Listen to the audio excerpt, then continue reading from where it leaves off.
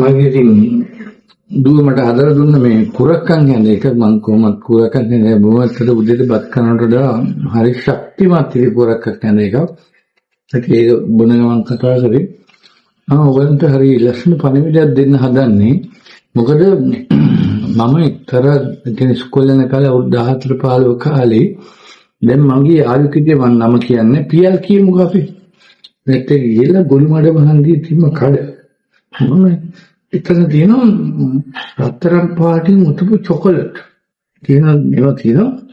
එයා කරන වැඩේ මම දැන් මෙතන වාඩිලා අපි කොට කල්සන් නැන්දන් හිටියේ. එයා මෙහෙම වෙලා බිස්කට් ඕනේ අපේ අම්මා ගේන්න ගොඩම අරගොල්ලෝ එයා මොකක් හරි කියලා මුදලාලි නගිනවා ඒක බලන්න. මුදලාලිට අපි පේන්නේ ඒ ඩිංගට එයා මෙහෙම මේක ඇවල අර මේ චොකලට් ටික දානවා මගේ සාක්කුවට. මම සම්බන්ධ නැහැ. ඊටසේ ආයි කියනවා ඒක නෙමෙයි අපිට අන්න අරක බලන්න කියලා. ආයි චොකලට් දාලා එනවා ආයි යන්න කියලා කියනවා. ඊටසේ මම ඉතින් එතන යනවා. දවසක් එහෙම උතුරු වෙච්ච චොකලට් එකක් මගේ සාක්කුවක තිබිලා. මගේ අම්මා මට ඔබ මේ මොකෙන්ද මේක? උඹට සල්ලි නෑ නේද කියලා. මම කිව්වා නෑ අම්මා මේමයි පියල් එක්ක ගියා පියල් මෙහෙම එදා අම්මා ගාපු විදියට අපි දුව දින අඬන්න එපා කියලා. ඒ ගාපු ගෙහිල්ල මං කවදාකවත් වරකම නම් කරන්නේ නෑ. එහෙනම් ජීවිතේට හොරකම එපා වුණා මට. ඉතින් යාට මම හොරගම් කරන එකෙක්වත් ආශ්‍රය කරෙත් නෑ. මොකද මම සම්බන්ධ නෑ ඒ සිද්ධියට.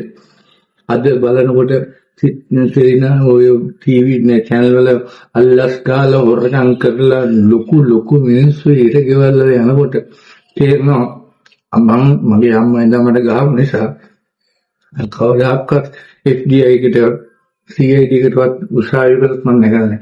මට විරුද්ධව කවදාකවත් පැමිණිල්ලක් දාලත් නෑ. මම කාටවත් පැමිණිල්ලක් දාලත් නෑ. එහෙම මගේ අම්මා එදා ගෙව්වේ නැත්තම් මාත් හොරෙක් වෙනවා.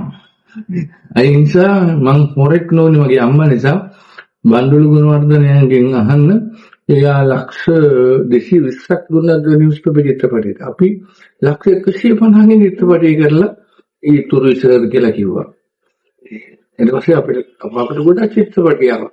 මම තව චිත්‍රපටි 3-4 ලියලා තියෙනවා. ඕන කෙනෙක් එන්න හොරකම ඔළුවට ගහුවොත් නිර්මාණය බිහි වෙන්නේ නැහැ. හොරකම තමයි ඔළුවට එන්නේ. ඒ නිසා අපි කරන්නේ නිර්මාණතර ඕන නිෂ්පාදනය කරන අපිට කොට නිර්මාණය කරමු. මට අම්මා ගහපු එක දැක්කද මන් දන්නේ වුණා කිව්වම චිචික් ගාන කොහොමද ඇත්තද කියලා කතාවක් තියෙනවා. මම කිව්වේ මගේ අම්මා එදා මට ගාව පාරවල ටික අදටත් මට මරන්න දුරවට හොරකම කියන එක නම් කිසි දිනවත් කරන්නේ ඒ වගේ අම්මට විශ්වාස නැහැ.